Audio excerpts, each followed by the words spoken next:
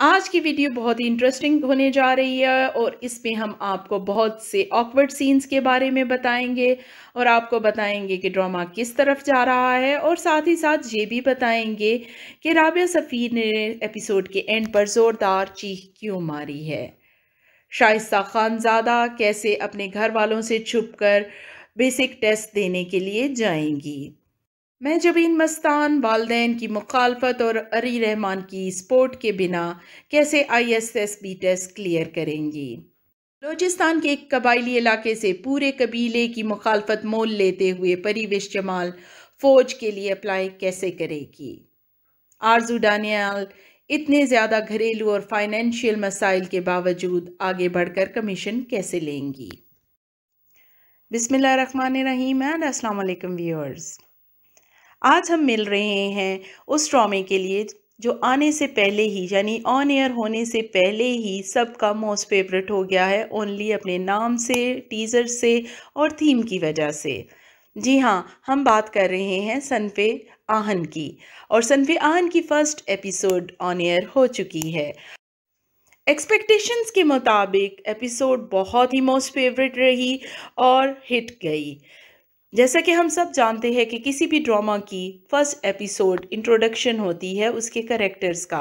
तो हमने सनफे आहन में भी देखा कि फर्स्ट एपिसोड इंट्रोडक्शन थी, but most of all it was the introduction of female characters. ये ज़्यादातर फीमेल करेक्टर को ही इंट्रोड्यूस करा पाई, जबकि मेल करेक्टर्स में हम सिर्फ 3 करेक्टर्स को देख सके, अली रहमान, असद सिद्दीकी और उस्मान मुख्तार, जिनके बामुश्किल एक एक सीन ही दिखाए गए।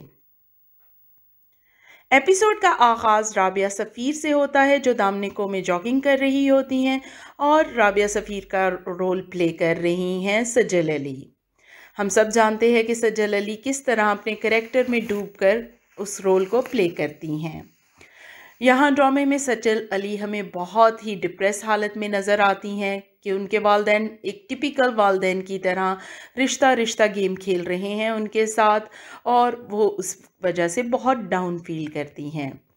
वो अपने डिपार्टमेंट की टॉपर रह चुकी हैं और उनसे लो ग्रेड्स के स्टूडेंट्स जो हैं और उनके क्लास फेलोज़ वो अपनी लाइफ में बहुत आगे निकल गए हैं और डिफरेंट वेन्यूज़ एक्सप्लोर कर रहे हैं, जबकि सजल अली के घर में सिर्फ रिश्ता आ रहा है, रिश्ता रिजेक्ट हो गया, रिश्ता क्यों रिजेक्ट हो गया, यही गेम खेली जा रही है। यहाँ दिखाया गया है कि सजल अली वेल एजुकेटेड हैं, माशाल्लाह खूबसूरत भी दिखाई दे रही हैं और कोई वजह समझ नहीं आ रही कि उनके इतने रिश्ते रिजेक्ट क्यों हो रहे हैं। रिश्ते वालों का भी अलग लॉजिक है, वो आते हैं, लड़की देखकर चले जाते हैं और खा पी कर भी चले जाते हैं और बाद में रिश्ते को रिजेक्ट कर देते हैं। किसी को हाईली एजुकेटेड लड़की चाहिए तो किसी को लो एजुकेटेड चाहिए, किसी को मॉडर्न चाहिए तो किसी को घरेलू चाहिए। यहाँ हम देखते हैं कि सजल अली की वालदा बहुत अच्छे तरीके से रिश्ते वालों को बताती हैं कि मेरी बेटी घर के काम भी कर लेती है और ये सब कुछ, जिस पर वो खातून जाते हुए कह जाती हैं कि हमें तो मॉडर्न लड़की चाहिए कि हमारा बेटा अमेरिका में रहता है। ये रिश्ते की गेम की कहानी अगर स्टार्ट की जाए तो बहुत लंबी हो जाएगी और इंशाल्लाह इस पर हम जल्द ही एक वीडियो बनाएंगे जस्ट फॉर पब्लिक अवेयरनेस। लग रहा है कि राबिया सफ़ीर को बेकिंग का भी बहुत शौक़ है। हम देखते हैं कि वो केक बनाते हुए नज़र आ रही हैं एपिसोड में।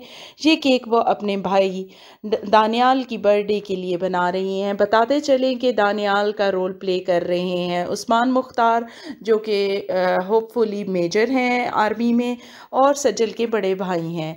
वो उनको सरप्राइज़ बर्थडे सरप्राइज़ देने के लिए एक केक बेक करती हैं और उसको डेकोरेट करते हुए दिखाई देती हैं। यहाँ ये बात समझ नहीं आई कि बर्थडे से कुछ दिन पहले केक क्यों बेक किया गया और डेकोरेट किया गया, यानी एन उस दिन भी तो बेक किया जा सकता था। अगर ये एक दिन दिखाया गया है तो भाई बहुत ही लंबा दिन होगा। दूसरी तरफ हम देखते हैं उस्मान मुख्तार को, जो कि सजल के भाई हैं और इस ड्रामे में दानियाल का रोल प्ले कर रहे हैं और वो आर्मी में शायद मेजर हैं। वो आर्मी की गाड़ी में, जीप में, रात के वक्त आर्मी यूनिफॉर्म में घर वापस आ रहे होते हैं। सजल को बताते हैं कि मैं थोड़े फासले पर हूँ। यहाँ ये लॉजिक समझ नहीं आई कि रात के वक्त आर्मी यूनिफॉर्म में ऑफिस की जीप में वो कैसे घर आ रहे हैं, यानी ऑफ ड्यूटी वो घर ऑफिस की गाड़ी कैसे यूज़ कर सकते हैं, जबकि उनका डेजिग्नेशन भी कोई हाई नहीं है और वो किसी इमरजेंसी की सूरत में भी घर वापस नहीं आ रहे हैं। तो ऐसे में जब आर्मी बेस्ड ड्रामा बनाया जाता है तो आर्मी की छोटे छोटे सीन्स पर बहुत फोकस करना चाहिए। यहाँ मेन थीम ये नहीं होना चाहिए कि जब भी आर्मी ऑफिसर को या आर्मी रिलेटेड किसी पर्सन को दिखाया जाए तो वो हमेशा यूनिफॉर्म में ही हो या अपने ऑफिस की गाड़ी में ही हो। यहाँ पर हम देखते हैं कि राबिया बहुत ज़ोरदार एक चीख मारती हैं।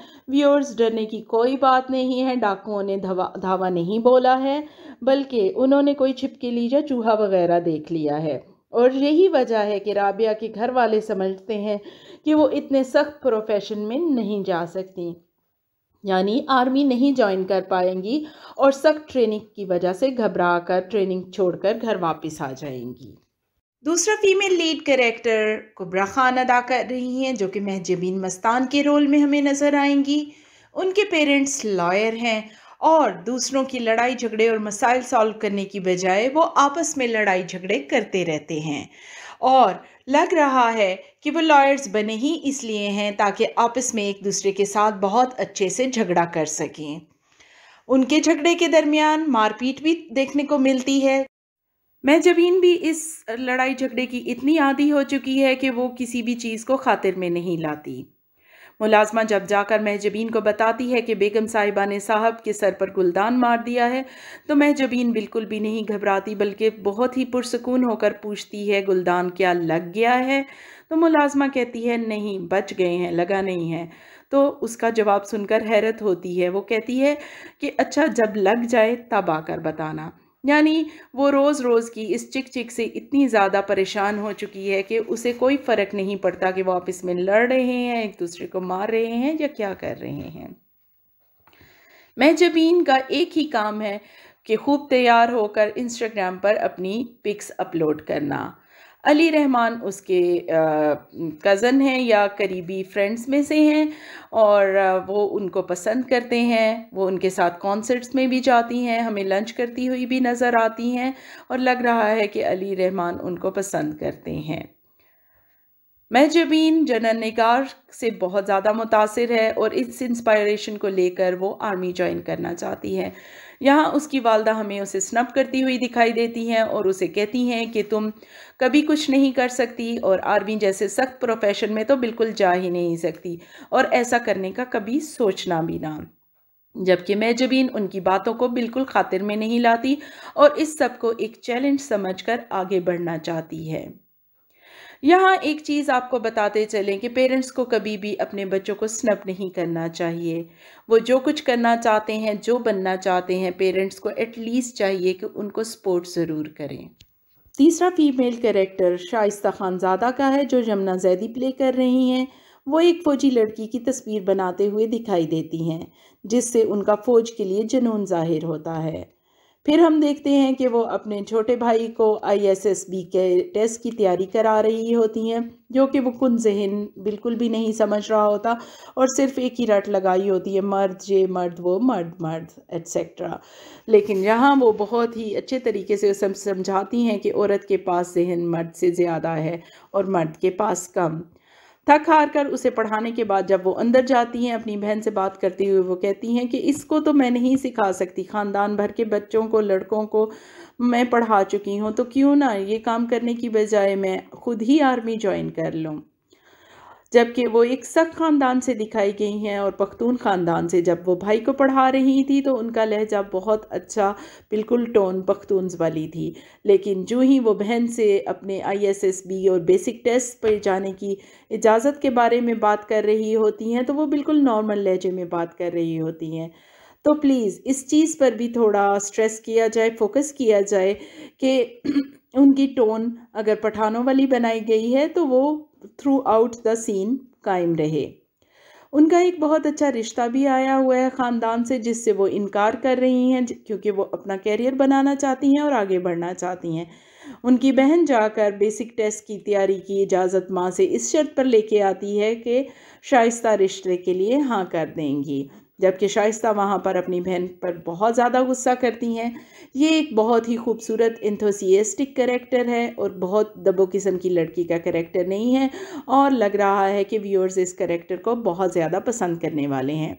और हम देखेंगे कि शाइस्ता अपना बेसिक टेस्ट क्लियर करेंगी अपनी बहन की मदद से, और जिस रिश्ते का हम आपसे ज़िक्र कर रहे हैं वही लड़का इसको इस टेस्ट के लिए और ISSP के टेस्ट के लिए भी ले जाने में मदद करेगा।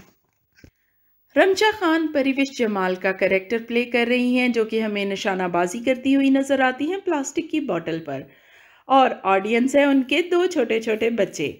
ये बहुत ही इंटरेस्टिंग सीन था। सीन को देखते हुए हमने और व्यूअर्स ने बहुत एंजॉय किया।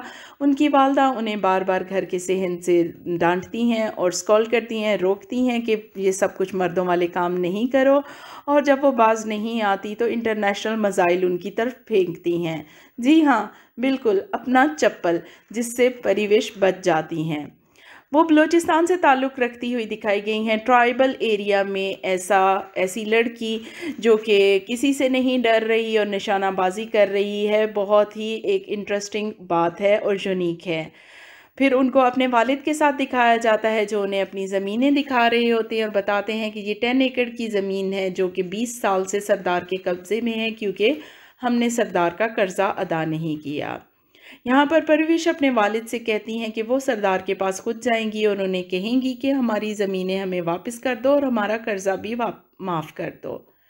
उसके वालिद हैरत से उसकी तरफ देखते हैं कि एक लड़की होकर ये बात वो कैसे कर रही है, सरदार को वो कैसे बात कर सकेगी और कैसे राज़ी कर सकेगी।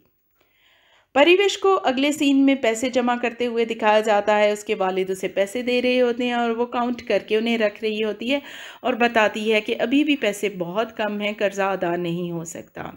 उसकी वालदा उसे बताती हैं कि सरदार ज़मीनें वापस करने और कर्जा माफ़ करने पर राज़ी हो गया है, जिस पर परिवेश बहुत खुश होती है। लेकिन उसकी वालदा जब उसे आगे बताती हैं कि वो अपने एक मुलाजिम का रिश्ता आपके लिए भिजवा रहा है और शादी करवाना चाहता है। यहाँ सरदार एक चाल चल रहा है। उसे पता है कि परवेश जमाल शहर से पढ़कर आई हुई है और एक बहादुर और निडर लड़की है जो किसी से नहीं डरती और एक दिन बहुत आगे पहुँच जाएगी। वो उसकी अपने मुलाजिम से शादी कराकर उसे हमेशा के लिए अपना गुलाम बनाना चाहता है, ताकि वो इससे आगे कभी ना बढ़ सके। सायरा यूसुफ आरजू डैनियल का किरदार अदा कर रही हैं, जो कि एक क्रिश्चियन फैमिली से ताल्लुक़ रखती हैं और जहानाबाद के छोटे से मोहल्ले में एक किराए के घर में रहती हैं। उनके फाइनेंशियल हालात बहुत ही ज़्यादा ख़राब हैं कि वो इवन वक्त पर घर का किराया भी अदा नहीं कर सकती। घर के किराए की मोहलत लेने के लिए, लैंडलॉर्ड के अताब से बचने के लिए उन्होंने उन्हीं के बेटे असद सदीकी से फ्रेंडशिप कर रखी है, जो कि एक लोफर लफंगा और टिपिकल फ्लर्ट है। हमें वो फ्रेंडशिप पैंट पहने हुए, गले में चेन और प्रिंटेड शर्ट पहने हुए आरजू दानियाल के पास रेस्टोरेंट में दिखाई देता है, जहां वो खुद को बहुत ही मसरूफ़ जाहिर कर रहा है और एट अ टाइम कई लड़कियों से फ्लर्ट करता हुआ दिखाई देता है। जबकि वो एक नालायक और खड़ूस सा आदमी है जो खुद को मसरूफ़ जाहिर करता है और एक सरकारी महकमे में काम करता है। जब सायरा उससे शादी का बोलती हैं तो वो उसे मुकम्मल तौर पर इनकार करते हुए कहता है कि यार, शादी का तो अभी मेरा बिल्कुल इरादा नहीं है। लेकिन जो ही उसे एहसास होता है कि सायरा दुखी हो गई हैं और शायद उसे छोड़ देंगी, तो वो आरजू को बोलता है कि नहीं, जब शादी करूँगा, जब भी करूँगा तो सिर्फ तुम ही से करूँगा। बाबा, क्या तुम्हारी साथ शादी करने के लिए आरजू दानियाल सारी ज़िंदगी बैठी इंतज़ार करती रहेगी कि कब तुम आओगे और कब तुम शादी करोगे? यहाँ एक एडवाइस लड़कियों को भी देना चाहूँगी जो कि इसी तरह के लड़कों के साथ मिलती हैं और ताल्लुकात रखती हैं, जबकि वो उनके साथ शादी के टॉपिक पर बात भी नहीं करना चाहते और ना ही अपने वालिदैन को रिश्ते के लिए भेजते हैं।